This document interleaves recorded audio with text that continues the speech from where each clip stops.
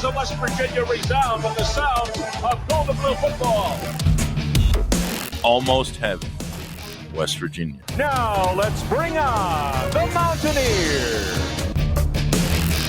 Goes around about the 50, the 10, the 5. A touchdown, West Virginia. He did it. He did it. Patrick White. Touchdown, Tay Von Austin. But Don Nehlen's Mountaineers enjoy walking in where angels feared to tread. I think you think that these guys are going to fall over dead for you. Well, I got news for you. They're going to punch you right in the mouth. It's Mountaineer pride. Nothing cheap, nothing dirty, but West Virginia football. West Virginia football. Leave no doubt tonight. They shouldn't have played the old Golden Blue. Not this night. They've done it. They've done it. A perfect season. And the Mountaineers, for the first time in history, undefeated and untied. Don Nehlen and his Mountaineers, for the second time, have finished a regular season with an unblemished mark. Ain't no stopping the Golden Blue.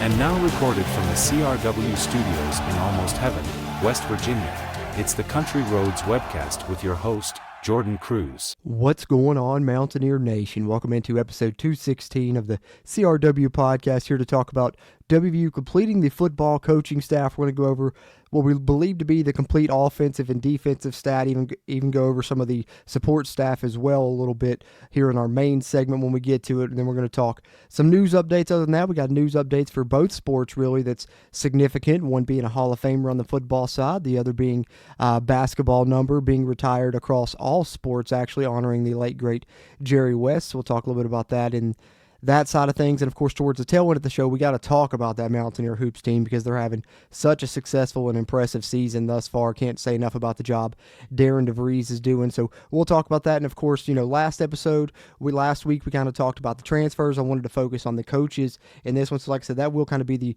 main segment. But since last week's episode, of course, the day I put it out, I think a couple more transfers came in. And, since that time, 5 more transfers rolled in for West Virginia in the past week. So those should be the final additions as the spring semester has kicked off at WVU, and spring football will be underway here in just a couple of months. The team going through winter workouts. I'm sure you guys have seen them post videos on social media and such of them getting things started there in the Rich Rod 2.0 era with the 2025 version of the squad.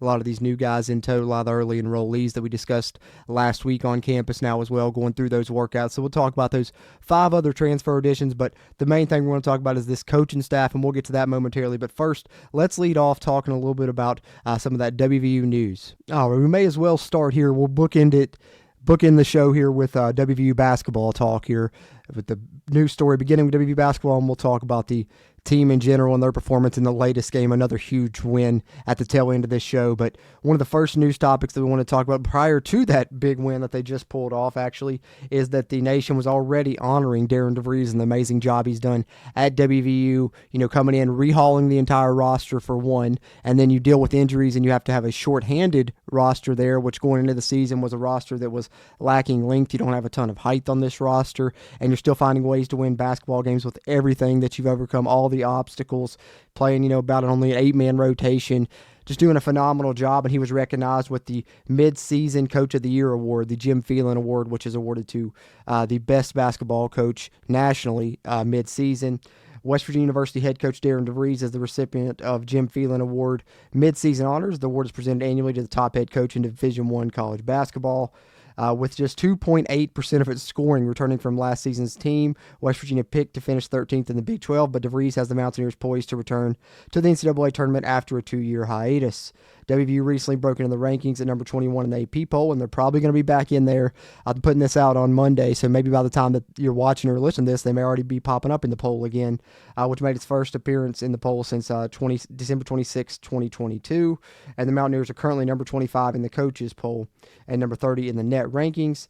Darren DeVries is 5-5 against ranked teams during his head coaching career, 3-0 at WVU with wins over Gonzaga, Kansas, Arizona. So you've beaten the number 3 team, number 7 team, number 24 team, and now we can talk about beating the number 2 team, and that's what we'll talk about towards the tail end of the show. But the wins over Gonzaga and Kansas marked the first time the Mountaineers have beaten 2 top 10 teams in the same season since 2005, 2006. So something that hasn't been done, he did it in 20 years, in his first time being here. So great job by him, and I think you can only talk about, the great job he's doing now, but what the future holds. That's what really gets you excited, because like we talked about, this is kind of, I don't want to call it a makeshift roster, because obviously there's some amazing pieces that they went out and found and got in this transfer portal, and they did a good job really bringing some guys in. And I think that in the future you're going to continue to see that coming from the high school ranks, coming from the transfer portal, but they'll have a more full rotation, a more full roster. And if you imagine what he's doing with this, imagine what he can do in the future, especially when you look at something like this, also from the university here. 3 McDonald's All-Americans will be coming into West Virginia next season, and Kelvin Odie, Trent McLean, and Braden Hawthorne, who is absolutely phenomenal. He just got recently upgraded, and he's shooting up the recruiting ranks. In-state guy, but in phenomenal player there at Huntington Prep. But 3 McDonald's All-Americans I think is pretty unheard of for WVU. I can only remember 1 McDonald's All-American ever, period, and that was Oscar Sheboy, and that's the only one I can think of. And to have 3 coming in your first recruiting class, yet again, just another amazing job by Darren DeVries. Hopefully West Virginia is able to keep him around. So there's the basketball side of the news updates, but then we got to talk a bit on the football side, and then we got to talk about something that affects all sports. But first, on the football side, Steve Slaton, honored by going to the College Football Hall of Fame. I talked about this in a live stream on the YouTube channel recently, which if you're listening on the audio side, be sure you subscribe to our YouTube channel, or if you're checking this out on WVSportsNow.com, hop over to the Country Roads Webcast YouTube channel, give us a subscription as well, and we appreciate the guys at WVSportsNow.com for hosting our episode, our friends over there that do great work. This article is, of course, from the university, talking about Steve Slaton being inducted in the College Football Hall of Fame, the 2025 class, 7th WVU player ever inducted into the College Football Hall of Fame. This press release, of course, coming from WVU. I'll just kind of skim through it. You should definitely read it in its entirety, though, if you haven't yet. Really a lot of good acclaim for Steve Slaton. I'll try and pick out some of the highlights here, including the statement from Coach Rich Rod, which, of course, interestingly enough, back as the head coach of WVU when Steve Slaton gets elected, so that's fitting, right? Says he's so excited for Steve. What a great honor for him. When you look at the years of 2005 through 2007, there was not a better running back in college football than Steve Slaton. When he is inducted into the College Football Hall of Fame in December, it will be a special day for all Mountaineers. It was announced on ESPN's College Football Live. The 18 All-America first-team players and 4 standout coaches in the 2025 class selected from a national ballot of 77 players and 9 coaches, and then 101 players and 34 coaches from the divisional ranks. Of course, there's a statement from Archie Manning. A little bit about Slaton here. A unanimous first-team All-American in 2006. He finished 4th in the Heisman Trophy voting that year and was a finalist for the Doak Walker Award awarded to the nation's best running back, as he set the WVU single-season record with 1,744 yards and had 2,104 all-purpose yards. During his 3 years in Morgantown, WVU went 33-5 and finished ranked nationally number 5 in 2005, number 10 in 2006, and number 6 in 2007. A run that included 2 Big East titles in 05 and 07, the winningest 3-year period in WVU history and the second best record in the nation over that 3-year period. Of course, a 3-time all-time Big East performer. Slaton finished his career as WVU's all-time leader in touchdowns, 55 touchdowns, 50 rushing touchdowns in 3 seasons. Got to remember, he left after his junior year. He and Pat White, of course, formed one of the most prolific rushing duos in NCAA history, each surpassing 1,000 yards rushing in consecutive seasons as the third pair ever to do so. He finished his career as the NCAA's active leader in points per game, with multiple spots in the conference and school record books. And, of course, a little brief NFL career that started off really hot with the Texans, over 1,000 yards there in the NFL.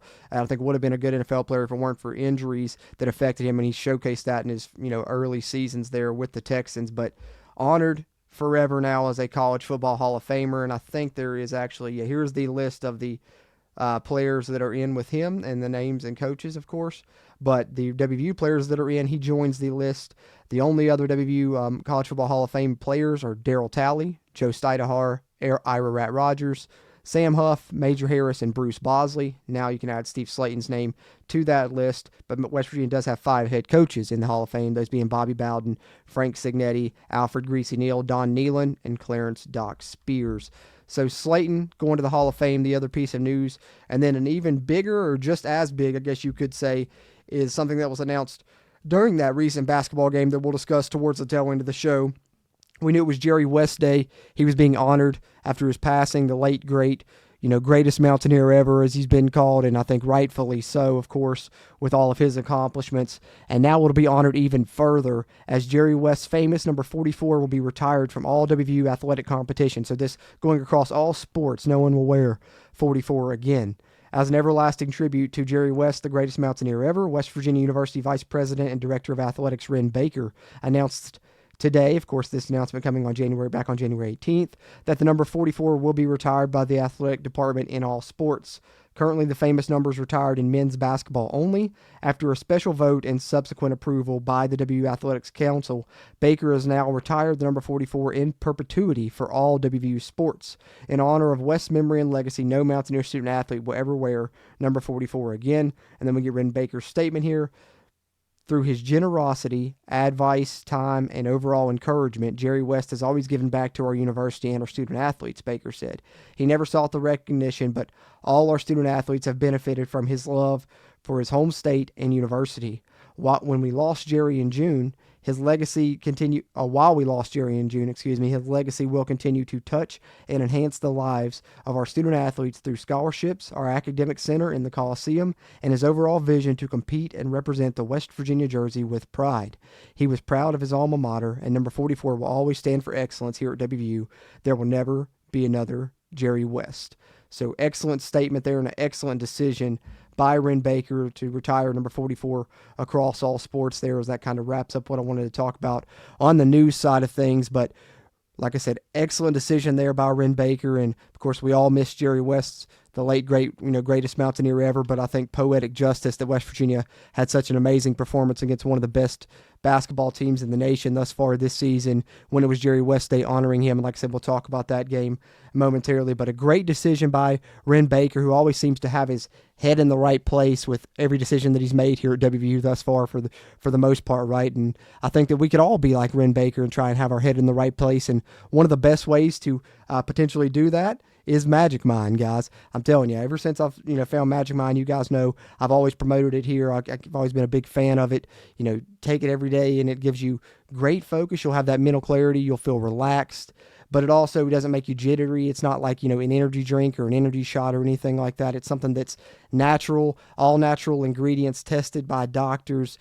And it is also really good for other people as well. They donate to mental health charities with each bottle purchased. It's time-released caffeine, so it hits you throughout the day. You don't just get that one burst and then a crash. And you can take it, of course, with your coffee, which you guys know always a big thing for me, as much as you guys see me drinking coffee on the show. So that's big, and I've been using that product for a long time.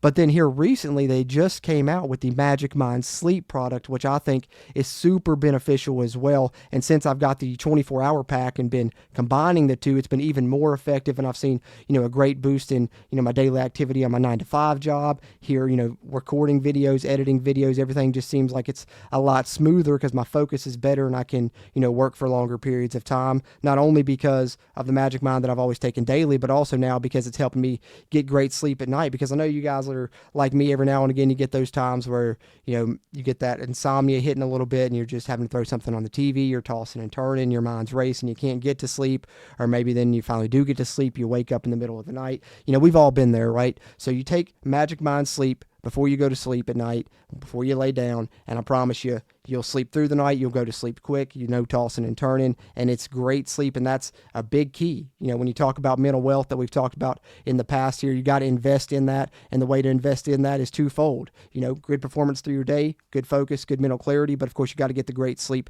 at night to go along with it. And luckily for you, you can get both of those things with the 24-hour pack that I've been taking here, and that's what I'm talking about with you guys here, is both of those things, the Magic Mind and the Magic Mind Sleep. And we can get it for you for 45% off here on the Country Roads webcast. All you got to do is use our link, and that is https, of course, magicmind.com/countryroadsjan. That's Country Roads JAN. So magicmind.com/CountryRoadsJN, and you can get the Magic Mind bundle for 45% off. Invest in your mental wealth. Keep your head on straight, just like Ren Baker's had his head on straight with a lot of the decisions he's made here at WVU. Can't recommend Magic Mind enough, guys, and get it from us here with a discount at the Country Roads webcast. And speaking of having your head on straight, did Ren Baker not have his head on straight when he was formulating this WVU football coaching staff? I've been just impressed by it as I have been the transfers. So let's talk a bit about the WVU football coaching staff, which we believe now to be complete. That's why this episode is titled WVU Completes the Coaching Staff. Maybe, because you never know what other hires may be popping up on there. And I'm going to share with you guys my list, but this list is not really, a complete list either. I don't have, all the scouting departments, all the front office listed, just kind of the main, additions. Of course, I wanted to have the complete offensive and defensive staffs, but then I threw in some of the new additions to the front office and support staff that I think people would be curious about. But maybe one day we'll try and share a complete list when we get closer to the season, when we know it's fully done, because I think the list I have now is well over 30 some names already on this. So we're probably talking 50 plus if we were to go through everything, including the support staff, nutrition, athletic trainers, all of that stuff. So I'm not including all that on the list, but you'll get what you want to know about probably here as we talk about the complete WVU football coaching staff for 2025. Let's take a look here, guys, as we pursue through episode 216 here on the CRW podcast. Okay, so let's start with the support, / front office staff is what I've titled this section, and then we'll go over, what you guys probably are really wanting to see, the offense and defensive staff in its entirety, and talk a bit about those guys. But let's start here with Chuck Lilly, who was hired as the general manager, coming over from Oklahoma, where he was assistant GM there. So, West Virginia doing a good job, not only, stealing Zach Alley from Oklahoma, but also stealing Chuck Lilly, who, as you can see, I think by the transfer portal class that we talked about last episode, and that's why I think it's kind of good that we did it in this order, went over the transfer portal class, which we still have some more impressive additions to talk about with that, which we will talk about in the next segment here on the show. But West Virginia really doing a great job, and you get to see kind of the faces behind that with us going over the transfers last season and now the staff this week. Some of the people that have really helped bring in some of those guys are really involved here on this, for support front office staff. And of course, Chuck Lilly kind of overseeing all that, the scouting, the acquisitions, all of that stuff. He's kind of over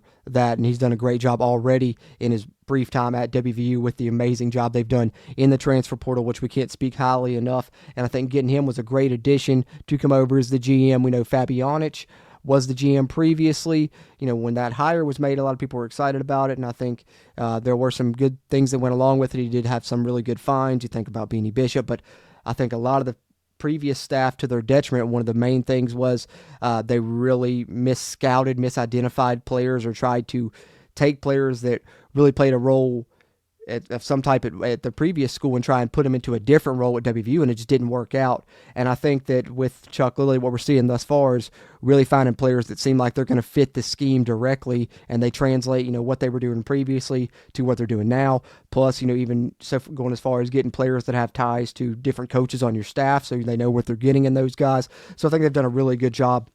And Chuck Lilly's done a great job as general manager already, and I'm sure that's going to continue when we get into the spring transfer portal window, when we're talking, building the 2026 recruiting class, all of that stuff he's going to be involved in, of course. And I know there was some question. The next up, of course, Mike Joseph is indeed returning as, of course, and remaining at WVU. He's been here since, 2008 now, I believe, so we're talking nearly 20 years through, 3 or 4 coaching staffs now. Mike Joseph will stay on.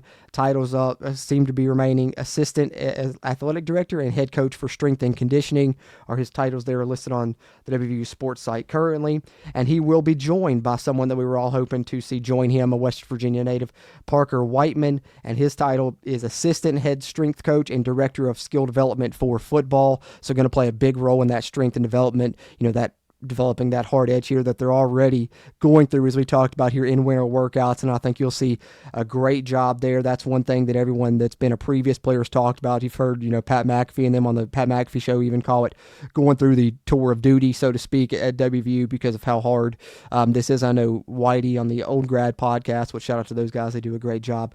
Whitey Williams, the older brother of Reed Williams, talked about when Rich Rod came in 2001, and when they hit winter workouts, I think he said within the first week they lost, I believe it was at least 12 scholarship players.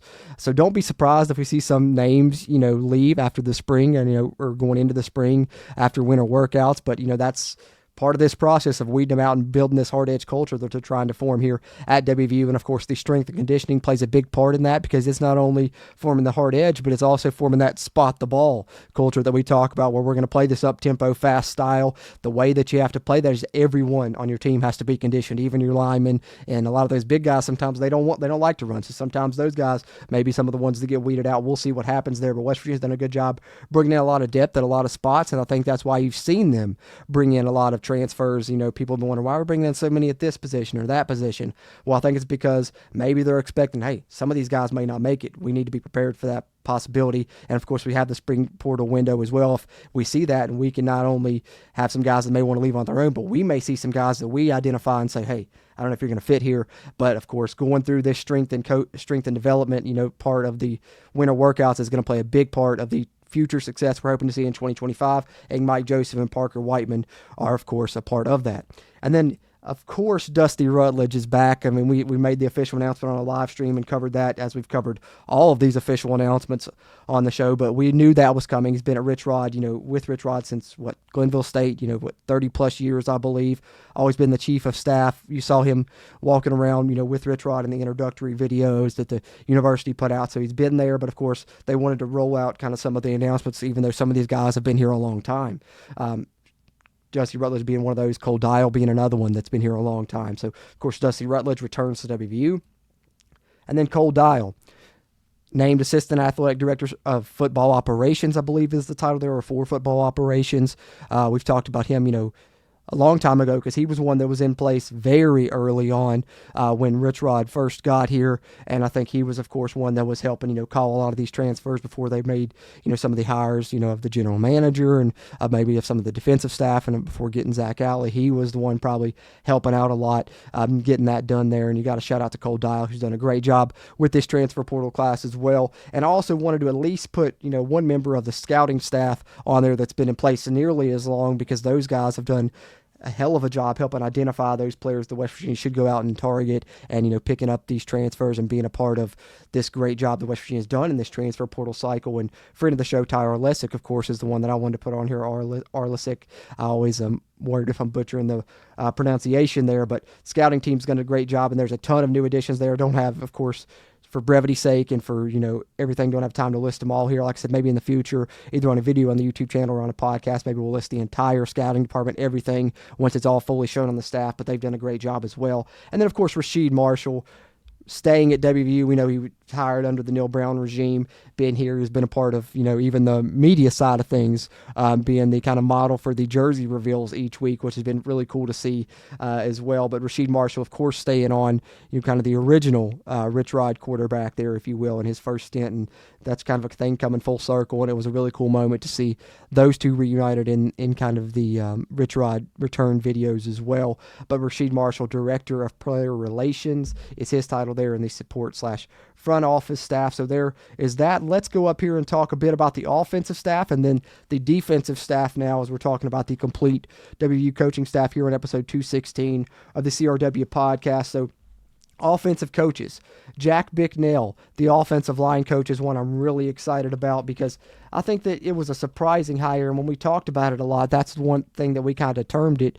when me and Steven talked about it, was probably the most surprising hire on the WVU staff, because it was not one that was expected. We were all expecting Rick Trickett to come, and then we learned, okay, that's not happening. He's going to stay at Jack State. And then we were maybe saying, oh, we're going to be able to try and get Garen Justice from SMU. And then, that ended up not being the thing. And then Jack Bicknell pops up, and it's a name that not a lot of us at WVU fans were really familiar with, but it's a coach that has a ton of experience, been at a multiple Power 5 programs, Power 4 programs, whatever you want to call it, including Ole Miss in 2019, when that's where the connection with Rich Rod was, and he was the offensive line coach, and Rich Rod was the offensive coordinator at Ole Miss in 2019, and that year they had great success together, and that's probably what drew Rich Rod to wanting to, work with him again. He said, hey, our offense worked great together before. That year they were number 6 in rushing in college football, over 250 rushing yards per game that year they worked together. And like I said, he's been at multiple Power 5 programs. He has, multiple NFL stops, coached the Steelers offensive line at one point, was assistant offensive line coach with the Giants in the NFL. So a lot of experience you're bringing in with Jack Bicknell. So it was a hire that may have surprised some people, but good stats behind it. And I think what you're looking at with this staff in a lot of ways is you've mixed guys that have ties to Rich Rod, that have, that high experience level, have been in the coaching ranks for a long time, 20 plus years of experience like Coach Rod has, and older names. And you mix that with some young up and coming names on the staff as well. And I like that mix for Rich Rod of guys that, have West Virginia ties, that of course have ties to him, guys that are older and experienced, and then some young guys that I think really have bright futures. And a couple of those right here were kind of announced together in a lot of ways, or at least we learned of them together before the official announcement started rolling out. And both these guys coming over from Jack State, and Ryan Garrett, the wide receivers coach, and then Michael Nicewonder, the tight ends coach. Michael Nicewonder, someone people probably remember, they called him Highway 46 at Alabama. He opened up lanes in the running game for Derrick Henry when they were making, national title runs there under Coach Saban, and he's since became a great coach of his own, coaching kind of the tight ends / H-backs in the Rich Rod offense, which are big. They were big previously and created great running lanes in blocking, roles and creating great running lanes in the Rich Rod offense when he was first here. But I think even more so from what I've watched of Jack State last season, there's a lot of, two tight end sets to create, extra gaps for the defense to account for. Of course, they've already got to account for the quarterback in the run game as well. And Michael Nicewonder did a lot of good job coaching those guys, because they were really opening up a lot of great holes, as we saw how successful the Jack State rushing offense was, as to be suspected, in a Rich Rod scheme. And you're bringing in guys that he's worked with at this level already, which is nice. And I think Ryan Garrett coming in and receivers coach is big, because, I talked about this with the addition of Cam Vaughn as a wide receiver, and I put a tweet out about it on social media. They got pretty good traction, and I think some people realized, okay, wow, I didn't notice that, because I hadn't noticed it myself either. And that's that Cam Vaughn, who was a wide receiver that Ryan Garrett helped mold into a wide receiver, actually. He was a quarterback coming out of high school, redshirts for a year. They helped mold him into the receiver, and then his redshirt freshman year has over 800 yards receiving, which is significant, because if you go back and look through the Neil Brown era, no wide receiver had 800 yards receiving.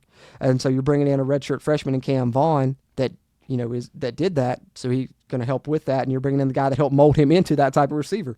And Ryan Garrett, and also played a part, and maybe is the reason you get him. So I like both of these additions, which are more on the side that is, those young additions that I'm talking about that have a high ceiling when you're mixing up this coaching staff with young and older names. And another young name that obviously we're familiar with is Rhett Rod, son of Coach Rich Rod, of course, is going to be the quarterback's coach. And I think some people have wanted to say, oh, this is a nepotism hire, but I disagree on that, because I think when you look at the path of Rhett Rod, it follows, similar path of coaches, that have done this before. You look at who was just, quarterback's coach for WVU, Tyler Allen. And what did he do? He went from, kind of a grad assistant role, was a young guy, then, kept getting promotions, and then gets the quarterback's coach role last season for WVU.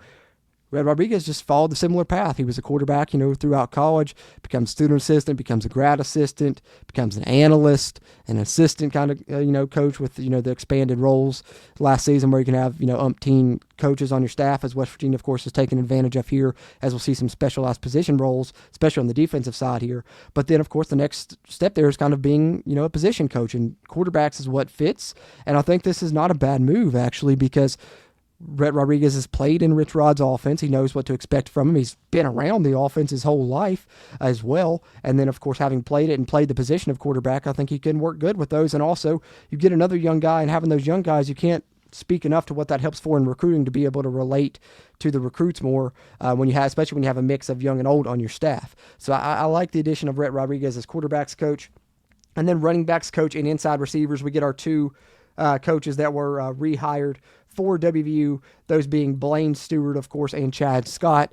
I think Blaine Stewart was probably the most expected one that we thought Rich Rod may retain, and Chad Scott was probably the one that we all hoped for the most, and didn't look like that one was going to happen for a while, but ends up happening later in the process, which was big, and I think was one of the reasons, according to Jaheim White himself in a video that I think was kind of going around on social media that he put out on Instagram, was one of the reasons he returned to WVU. And Chad Scott's done a phenomenal job developing running backs, identifying running backs that were kind of hidden gems, and bringing them in throughout his time in the Neil Brown era. And I think he'll fit in a Rich Rod coaching staff as well, because he's a high energy guy and player favorite and a fan favorite. So you love Chad Scott coming back, and you could say all those same things about Blaine Stewart, who, was around the Rich Rod culture as well, growing up with, of course, the late, great Bill Stewart being his father and him being a part of that. And I think that's one cool thing about this staff that you'll see when you see, the Travis Trickett's, the Blaine Stewarts, the Rhett Rods, and then some names on the defensive staff like the Jake Castiles. You see guys that were around this program a lot in Rich Rod's first tenure getting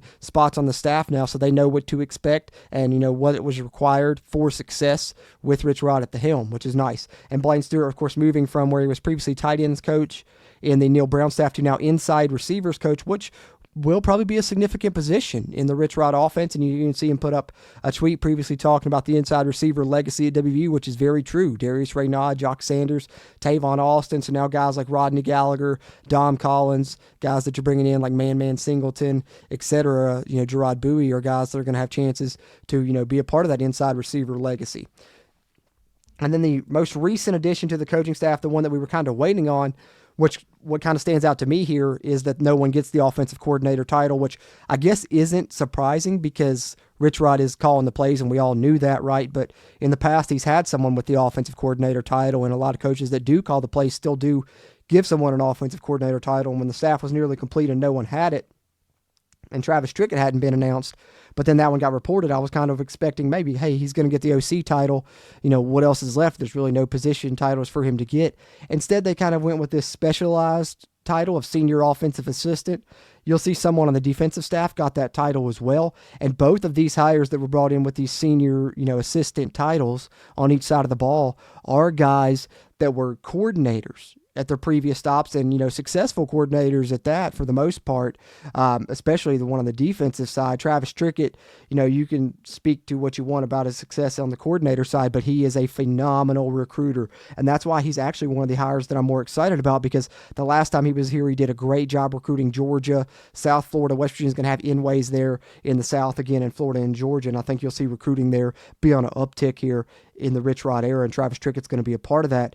But I think what this hire shows is it shows what the Zach Alley hire shown, what some of these big transfer portal additions, what some more of those we'll talk about momentarily in the next segment, but that West Virginia really has this money that was reported to be, a big reason that Rich Rod would be the right hire, because the money that would come along with it that wouldn't be tied to anyone else. And you've seen that with the way they formulated the coaching staff going out and making splash hires. And I think you can call it a splash hire as well when you're able to get multiple guys, pay them enough money to where they're leaving coordinator roles. I know Travis Trickett wasn't, currently a coordinator. He had, lost his job at Coastal Carolina, I believe.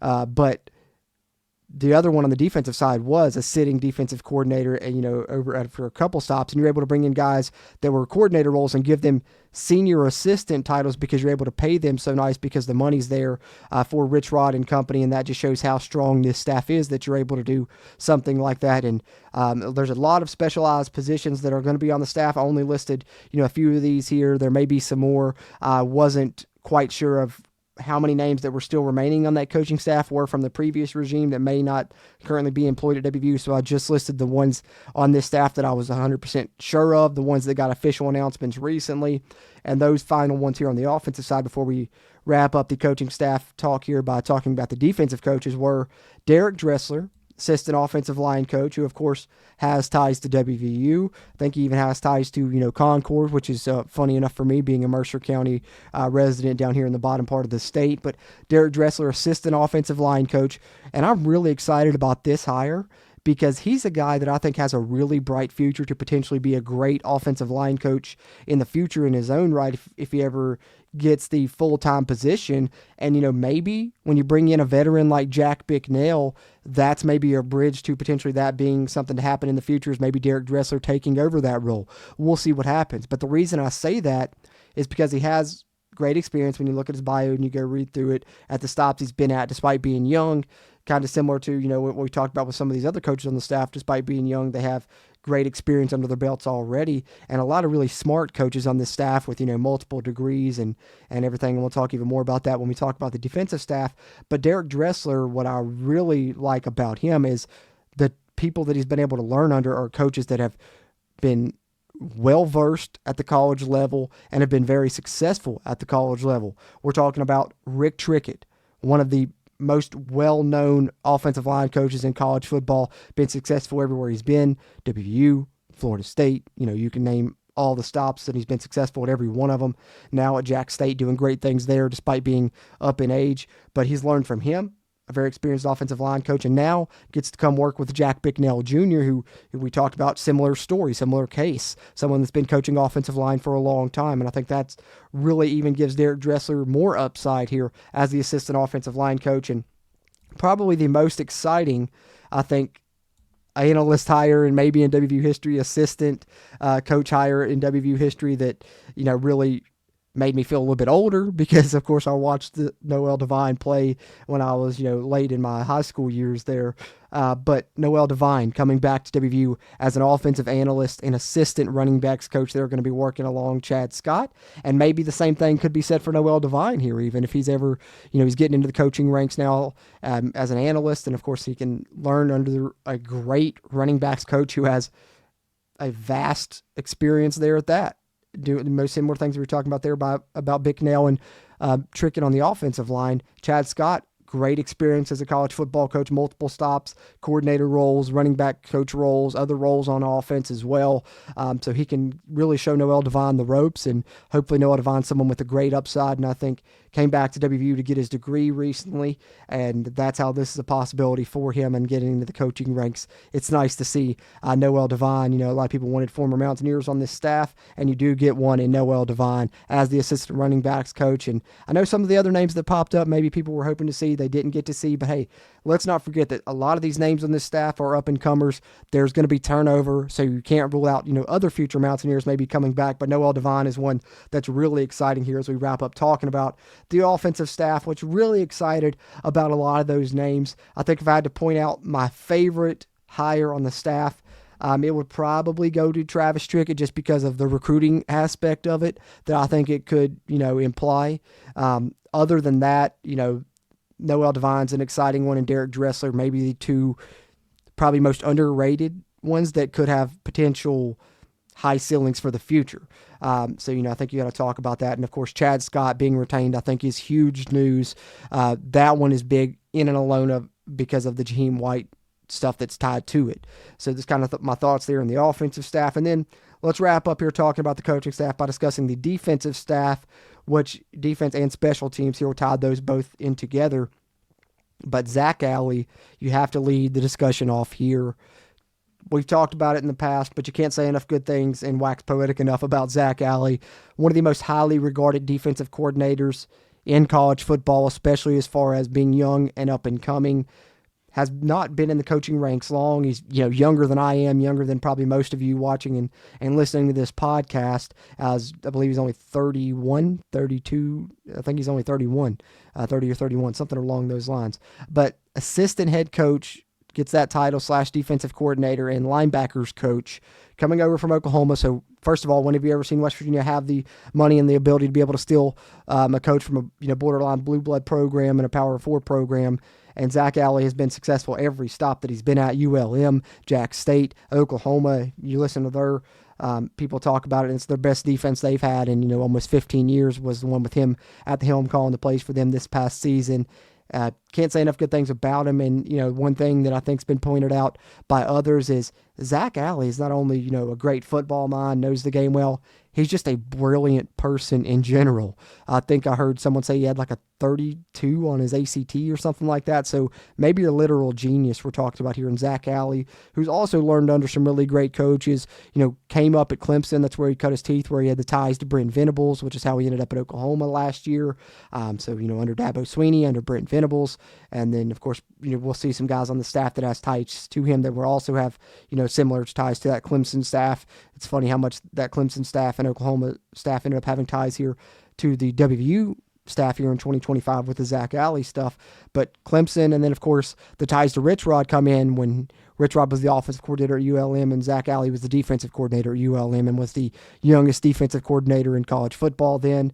Then Rich Rod decides to hire him as his defensive coordinator at Jack State to do such a good job in 2023 that he gets hired at Oklahoma last year. But West Virginia able to lure him away. One of the best hires assistant-wise, I think, in WVU history because he's the highest paid assistant in WVU football history with his contract details that have since come out. So Zach Alley, can't say enough good things about that. And then I think to go along with it, the defense that Zach Alley likes to run is a little bit of, 3-3-5 based, which of course ties back into the Rich Rod previous era, but also he mixes it up, runs a little 4-2-5.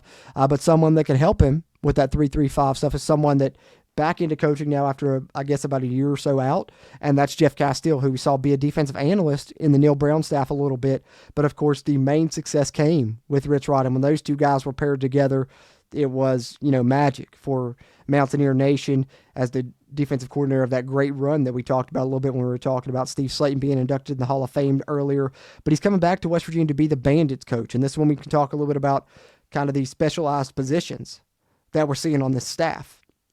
And one of those is the Bandits coach, which I think will be kind of an outside linebacker position that may be one of the latest transfer additions that the Mountaineers have brought in, like I said, that we'll talk about in the next segment, and maybe one of the most important transfer portal additions may be playing that bandit position.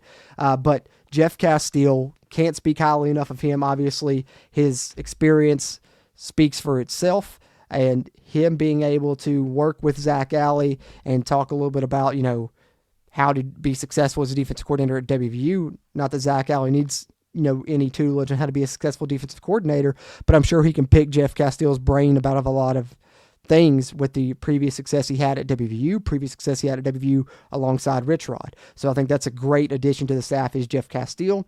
And another great addition was Gabe Franklin coming in as safeties coach. Previously was at Boise State as a cornerbacks coach, I think back in 2021, did a great job there. He was also a great cornerback in his own right when he played the position. So great, job working with defensive backs. And what I love about this defensive staff as we're talking about, bringing in guys for specialized positions is it's pretty much the complete polar opposite of the way the Mountaineers tried to do the secondary last year. You saw West Virginia try and have one coach, pretty much the entire secondary and then just have some assistant roles to try and fill in with it. What you're seeing on the defensive side this year is more specialized roles in that secondary. Safeties coach, cornerbacks coach. We even got a nickels coach that we'll talk about down the line here. But Gabe Franklin, I think, will be a really good addition as the safeties coach. Was also a good recruiter when he was doing that there at Boise State. So I like the addition of Gabe Franklin. And then William Green was one of the first hires that we learned about. And I think this came a couple of days finally out officially before the Zach Alley hire, which really was something that really started to make people's, spidey sense tingle and say, hey, maybe this is pointing towards Zach Alley because, William Green has ties, worked with Zach Alley, and, if he's being hired in defensive staff, members are starting to pop up, and this one has ties to Zach Alley. Maybe they're trying to work out a deal with Zach Alley behind the scenes, or maybe it's already in the works, and he's already picking out a defensive line coach. They're going to start picking out some others, which he has. A lot of these coaches have ties to Zach Alley. Gabe Franklin at Boise State. Zach Alley spent time at Boise State. I talked about his vast amount of experience despite being young. I mentioned Clemson and his coordinator stops. Also didn't mention, Boise State. Even a internship with the Carolina Panthers, I believe it was, somewhere in the NFL there. I want to say it was the Panthers. And so, ties to Boise State, that's where the Gabe Franklin comes in. But the William Green was the defensive line coach at Jack State, of course, the past couple of seasons. He's coming over to West Virginia, joining Zach Alley's defense. And then same goes for Pat Kirkland, who was on that Jack State staff, but also has West Virginia ties previously, was on Rich Rod's staff in the past, of course, in his first go-round, but now had been on the Jack State staff and now comes here as a special teams coordinator, which I think is a great to see. I think he's done a great job doing that, and of course has a title of defensive assistant coach as well. So Pat Kirkland coming over from that Jack State staff. And then as we continue to talk about the secondary, I think a big addition was Rod West as cornerbacks coach. And I think West Virginia was able to snag him because of the coaching change that went on at Appalachian State. He was on Sean Clark's staff, who of course is a West Virginia native, so maybe he put in a good word for Rod West as well, but I don't think he really would need to. I think Rod West's resume speaks for itself. Here's a guy that not only has great success coaching cornerbacks, which we'll talk about one of the cornerbacks that he coached here in a minute when we talk about those 5 recent transfer portal additions, and having ties to Rod West is a reason that we landed one of those late additions. But he's had great success with cornerbacks, but he's also been a recruiting coordinator at previous stops as well. Every stop he's been at, I think he was at Richmond for a while. He was a defensive pass game coordinator there as well. So as multiple titles that he's had, multiple roles, and I think ties in yet again to West Virginia being able to have great money to be able to bring in for these coaches, because having a guy that was, pass game coordinator, defensive pass game coordinator, a couple of stops, and then just give him a cornerbacks coach role here only shows the money that the raise you're able to give him to just do that. And I think Rod West, with a great recruiting prowess, is really going to help this staff as well, having previously had recruiting coordinator title roles as well. So I love the addition of Rod West. And then Jake Castile.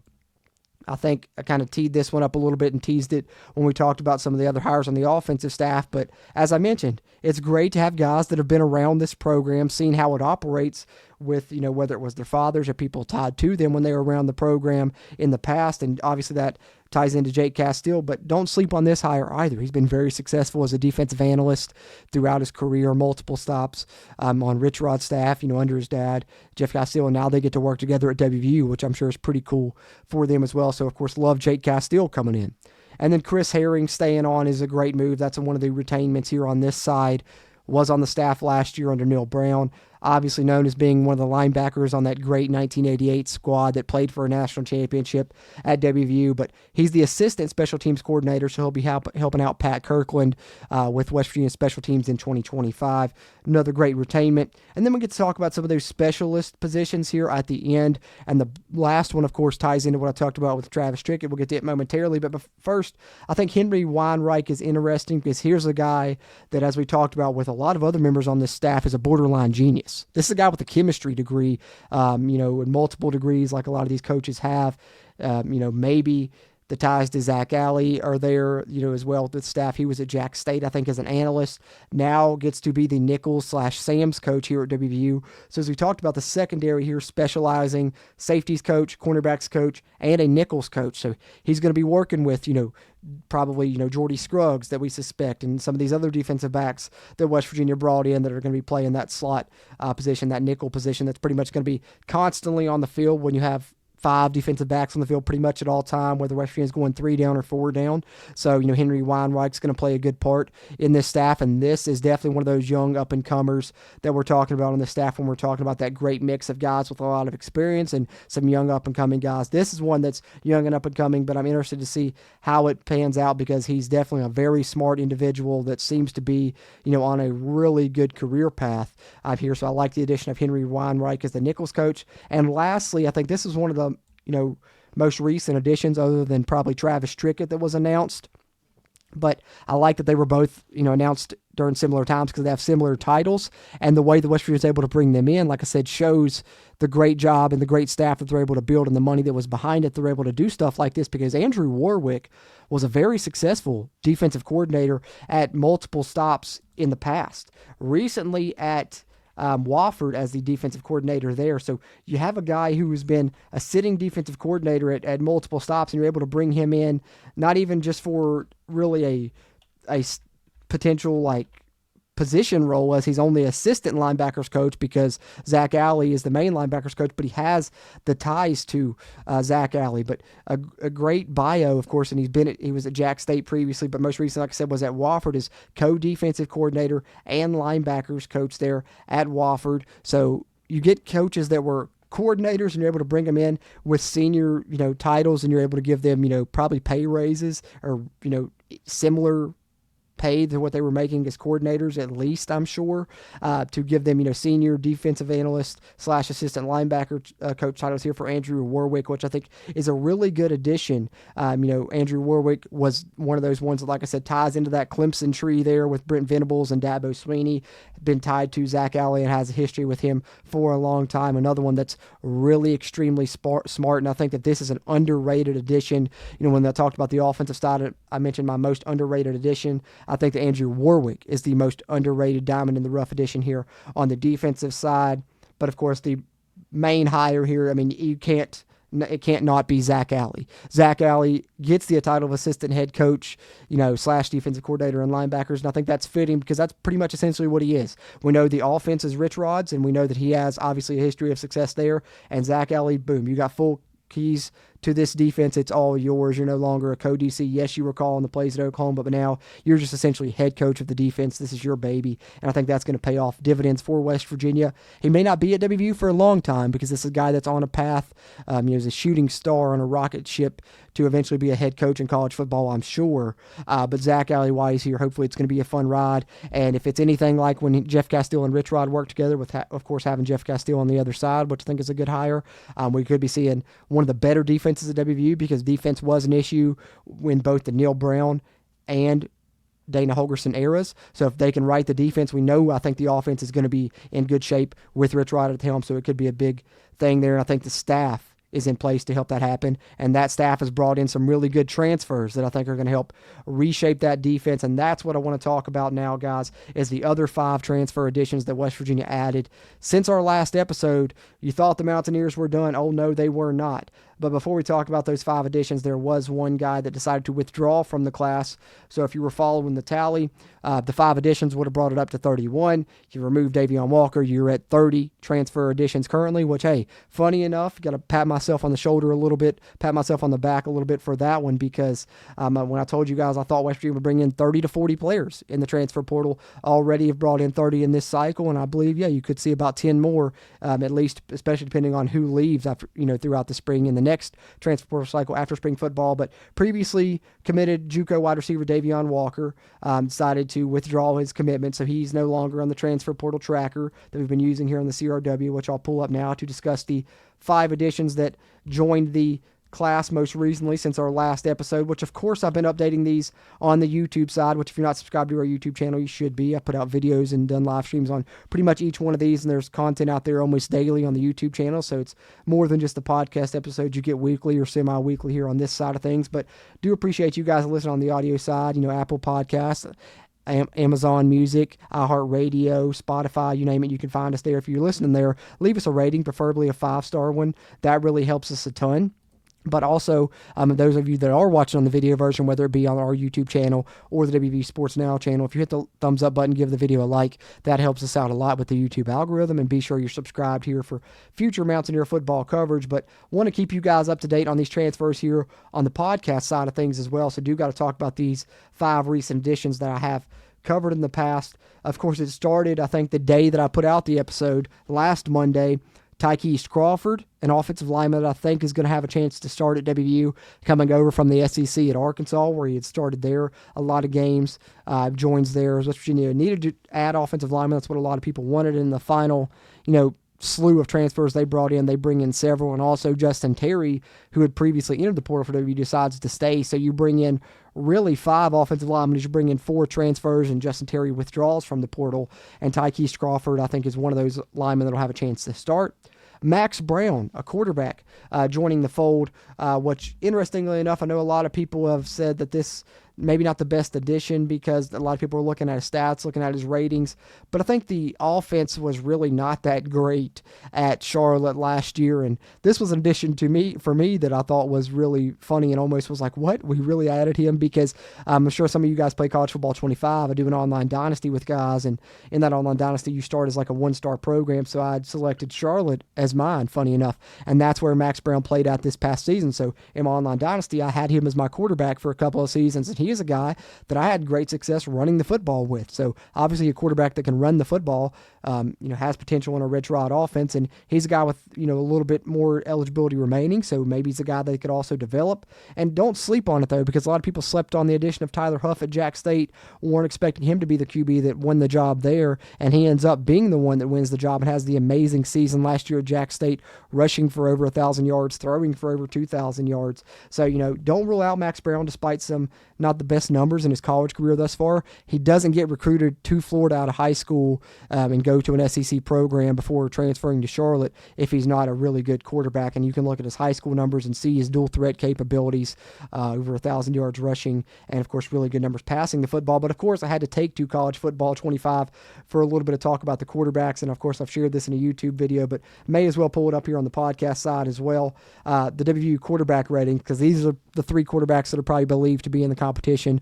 Don't want to rule out Scotty Fox or Khalil Wilkins, but I think that they will be more in developmental roles at this point in their careers. I think Max Brown may be a little bit behind Jalen Anderson and Nico Marchiol, obviously on paper going in, but we'll see what happens. But hey, this hour College Football 25 sees these guys. If you're watching on the video side, you can see it. But for those listening on the audio side, Max Brown on the video game is a 75 overall rating, and some of his ratings that I picked out here: 82 speed, 83 agility, 83 acceleration, and then he has 92 throw power. And then Jalen Henderson, the other transfer quarterback we brought in from Texas A&M, 78 overall.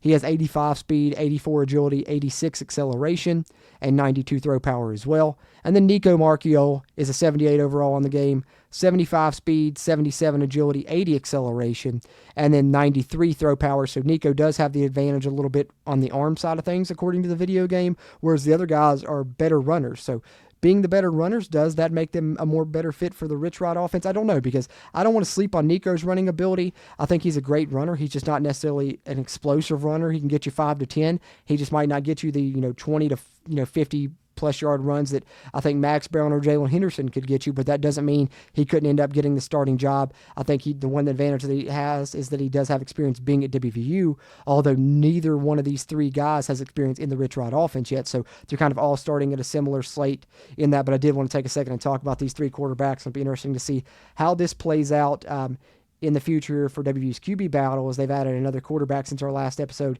in Max Brown, so I wanted to talk about that. But then the other three additions to the transfer portal class were Jason Chambers, which of course ties in to the addition of Rod West as the cornerbacks coach. Jason Chambers sneaks in as a late defensive back addition. And you just got to give a small golf clap to the West Virginia coaching staff for the job they've done to try and revamp the WVU secondary. They obviously saw how bad it was last season, saw everything West Virginia lost, essentially returning no safeties on the roster for the most part and losing a lot of their production at the cornerback position, if you can call it production anyways. They go out and completely rehaul the secondary, bringing in Jordan Walker, Derek Carter, Jordy Scruggs, Fred Perry, Michael Coach Jr., who we talked about as a phenomenal addition last time, William Davis, Devontae Golden Nelson, and then Jason Chambers as well, who I think, don't sleep on this addition.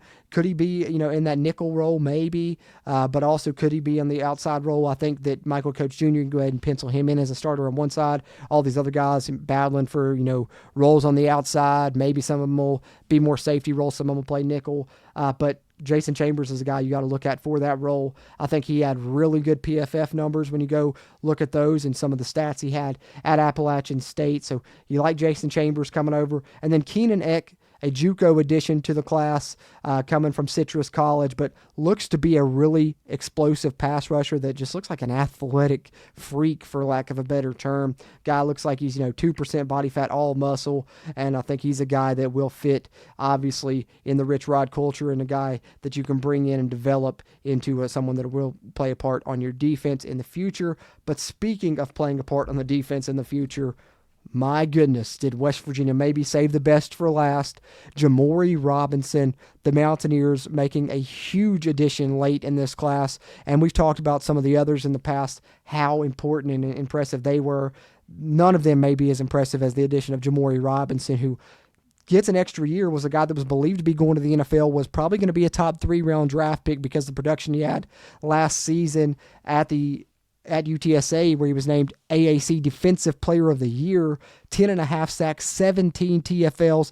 West Virginia hasn't had a ready-made pass rusher coming in with this experience and this ability as a pass rusher probably since Bruce Irvin, guys. That's what we're talking about here with Jamori Robinson. And if he would have went to the NFL, like I said, like he was believed to be, probably would have been, a day 2 draft pick there in the NFL.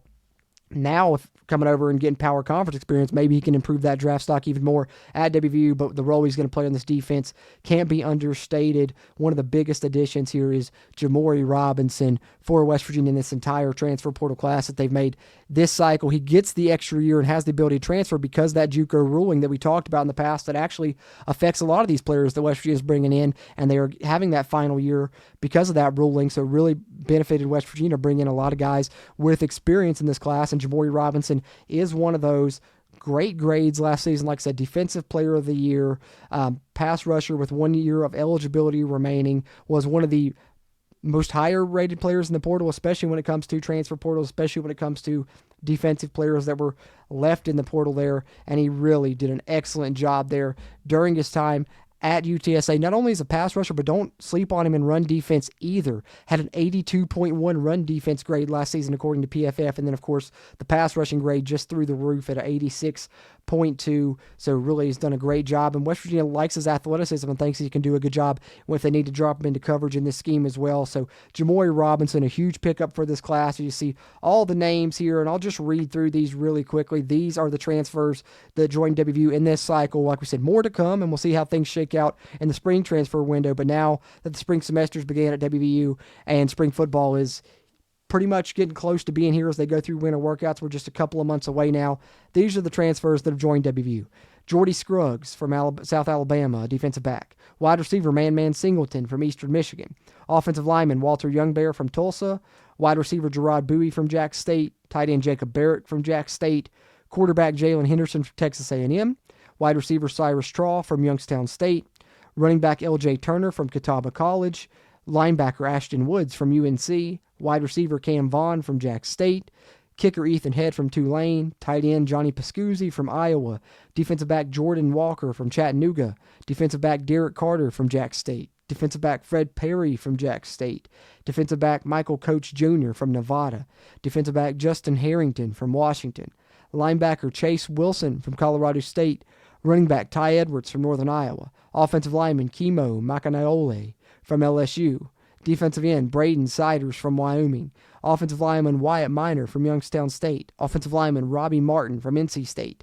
Defensive back William Davis from Virginia Union. Defensive back Devontae Golden Nelson from Akron. Offensive lineman Tykeist Crawford from Arkansas. Quarterback Max Brown from Charlotte. Defensive back Jason Chambers from App State. Defensive lineman Keenan Eck from Citrus College. And linebacker Jamori Robinson from UTSA. So there are the transfer additions West Virginia brought in this cycle as the spring semester started. I think we can finally put a bow on that. But to put a bow on episode 216, let's wrap up with some WVU basketball discussion. I said I wanted to book in with that. Talked about Darian DeVries a little bit, but let's talk about the huge win for the basketball team over the weekend. And that, of course, was the extremely impressive win over the number 2 team in the country, the Iowa State Cyclones. As we talked about earlier, West Virginia has now defeated the number 3 team in the country, the number 7 team in the country, the number 24 team in the country, and the number 2 team in the country. So Darren DeVries in his first 17 games at WVU, 3 top 10 wins, 2 wins over top 3 teams, and Iowa State was on the nation's longest winning streak, a 12-game win streak. Their only loss had been to Auburn, who was previously had been the number 1 team in the country. So that's the type of opponent West Virginia was taking on, but they ran into, just a buzzsaw. Jerry West, they obviously honoring Jerry West in the Coliseum, wearing the throwback uniforms, the presentation, a painting, of course, at halftime, it being announced the retirement of his number across all sports, and of course, you can't tip your cap enough to the coaching job of Darren DeVries yet again. Iowa State was a team that was averaging over 80-some points per game, and West Virginia held them to 57 points. West Virginia's defense has been phenomenal this year. They've been a top 10 defense, I think, as far as scoring defenses in the country prior to this game. This will only help improve that. And West Virginia, of course, utilizes a great game from Javon Small, who I think looks like a Player of the Year candidate, not only in the Big 12 but nationally. You can't say enough about his performance yet again. Put the team on his back down the stretch. I think he scored 12 of the final 13 points and really went on a great run there late to close this out and put the exclamation point on a huge home win. And the Coliseum crowd sounded like it was rocking. Steven, co-host here at the CRW, had the great privilege of being at that one and being in attendance, and he said it was the funnest game he's been at since like 05-06 seasons. He is what he thought it was. So phenomenal atmosphere, so tip of your cap to the West Virginia fan base as well. But let's go over some stats here as West Virginia takes down the number 2 team in the country. Should be popping up in the poll that's probably released today, maybe released already at the time you're hearing this episode or watching this episode. But the Mountaineers, 13-4 overall, now 4-2 in the Big 12 conference, and some of the biggest wins of the college football season, bigger than maybe any other program. Team stats here on this one: 43% for Iowa State, 39 for West Virginia from the field. But one of the best jobs West Virginia did in this game, I think, was their perimeter defense. How they forced Iowa State into just long 3-point shots, contested 3-point shots, great closeouts, great rotations on defense. Iowa State 1 of 17, 6% on 3-point field goal percentage. It's hard to win a game when you shoot 6% from the field. West Virginia hit 9 threes in the game, shot 33%. 85% from the free throw line for Iowa State, 78% for West Virginia. Iowa State out-rebounds the Mountaineers by 10, actually 38-28. Assists, only 4 assists for Iowa State. That's pretty surprising, I think. 9 assists for West Virginia. The Mountaineers get 14 steals. And to me, this was the biggest difference in the game. The way West Virginia took care of the basketball and limited transition opportunities for Iowa State, who was a team that I think coming into the game was really good at fast break points, really good at forcing turnovers and then scoring off those turnovers. West Virginia limits it to single-digit turnovers, which is good enough, but also look at the fast break points. Only 2 for Iowa State and only 11 points off turnovers, even though West Virginia had 9 turnovers. So that, to me, is the difference in the game right there. Those 2 numbers, I think, is what really helped West Virginia win this one. And also, of course, forcing 14 turnovers on Iowa State. Great job by the Mountaineer defense, but you can't speak highly enough here. The job the West Virginia defense has done this season. 40 points in the paint for Iowa State, 22 for the Mountaineers. Fouls nearly even, 16-13. Largest lead, 7 for Iowa State, 10-point lead for West Virginia, which actually came in the final seconds of the game with the late run, the late push there, led by none other than Javon Small, who, of course, is my player of the game in this one. Before we even talk about the numbers, I'll go ahead and give you my player of the game because Javon Small is my player of the game and my player of the year, as a matter of fact, for that matter. Can't say enough good things about Javon Small there. Look at his numbers. 27 points, 7 rebounds, 5 assists, 4 steals. What a game from Javon Small. And, of course, closing it out late with the clutch performance. Javon Small, one of the best players in college basketball this year. Other guys, 5 points, 6 rebounds, 2 steals for Ed Andre, who had a great one late when West Virginia really made that great run late to close this out. Got the steal, and West Virginia did a great job just getting steals and ripping the Iowa State big men in this game. Ed Andre rips him, takes it the length of the court, hits a Euro step, gets the and one, hits the free throw as well. Ed Andre's really done a great job as of late, making key plays, and that was another one. Jonathan Powell, three big shots in this game, 2 big 3-point baskets, one of them coming late. Javon Small kicks it to him, deep 3. He hits it. West Virginia goes up by 1 in the final, I think, 6 or 7 minutes of this game, and West Virginia from then on kind of went on that run. So I think he was kind of a key that sparked that with that big shot. And he's hit some big ones this year. 9 points for him, 2 rebounds, 2 steals for him as well. 2 steals also, and a block shot for Buck Harris. Of course, been our defensive stud, and I think one of his best defensive performances of the season was in this game. 2 points, 5 rebounds, but it wasn't a game where he needed a ton of scoring for him. You needed him to exert all his effort on the defensive end. He did just that. Great job. Of course, Javon Small, we've talked about. Toby O'Connie, bit of a bounce back as far as, hitting some more shots, especially hitting the 3-point shot. What I'd love to see from Toby O'Connie is just get better on the free throw line, man. We need him to hit those free throws. He's struggling in back-to-back games now, struggling this season. I think he's below 50%. But 5 points, 1 steal, 1 block, 1 assist, 1 rebound for Toby. Off the bench, the best bench player in this game, Imani Hansberry, who's looking like he's starting to come into his own again, getting back to maybe 100%. Plays 22 minutes, scores 12 points, hit 4 huge 3-point shots in this game. 6 rebounds. If you can get double-digit scoring from him every game to go along with Javon Small, that's going to be a major key with what West Virginia is dealing with without Tucker DeVries, without Jaden Stone. But 12.6 boards off the bench, huge for Imani Hansberry. KJ Tenner, you look at his stat line, you think not a big impact from him until you see this right here. 3 steals. That's huge for the true freshman playing defense against some of the better guards in the country at Iowa State, or what it had been anyways. So 3 steals. Hats off to KJ Tenner for that performance. And then Joe Yesufu, only 4 points, but 4 points that were huge. 2 free throws, and then late when the final 2 minutes hit one of the go-ahead buckets for West Virginia when they really needed one. He does a great job attacking the basket, and he played a big part in this game as well. And hats off to the coaching job by Darren DeVries, letting him bring the ball up the court and getting Javon Small off the ball is one reason he was able to get some of his points in the second half. And Joe Yesufu did a great job handling the ball for West Virginia in those moments. Played 21 minutes in this game. 14 steals for the Mountaineers. Can't say enough about that in this game for them. And that's one reason they've been able to win games this season. 13-4 in the year, 4-2 in conference, probably hopping back into the rankings and looking like a tournament team and a team that can be dangerous come March. So shout out to Darren DeVries, mid-season coach of the year, as we talked about here as we bookend the episode with WVU basketball talk. Began it there, and we'll end it there as well as we put a bow on this episode. they deserve our respect and our recognition for the impressive season and surprising season that I don't think anyone saw this much success coming in Darren DeVries' early part of his career with the roster overall he had to endure and the injuries he's had to deal with as well. So great job by the WVU basketball team. Hopefully the success continues moving forward, as it looks like it's going to be a very impressive 2025 initial season for Darren DeVries, which could just be the tip of the iceberg. Can't wait to see what he does throughout his time here at WVU. But speaking of time, my time here is up with you guys, but I appreciate you guys tuning in here to episode 216 of the CRW podcast, where we talk about WVU completing the football coaching staff, threw in a little bit of talk about the transfer additions, and had to talk about some WVU basketball news as well. Appreciate you guys tuning into this one. If you watched on the YouTube side, leave your thoughts in the comments on anything that we've discussed here. Always appreciate those interactions, and be sure hit the thumbs up button and subscribe to the channel if you haven't yet. Before you head out, if you listen on the audio side, be sure to leave the episode a rating, preferably a 5-star one if you would. And yet again, thanks to our good friends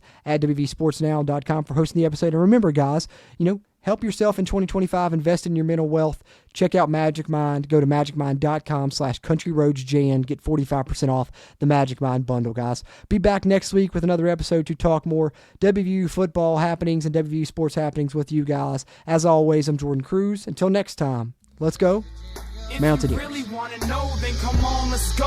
Take a stroll down those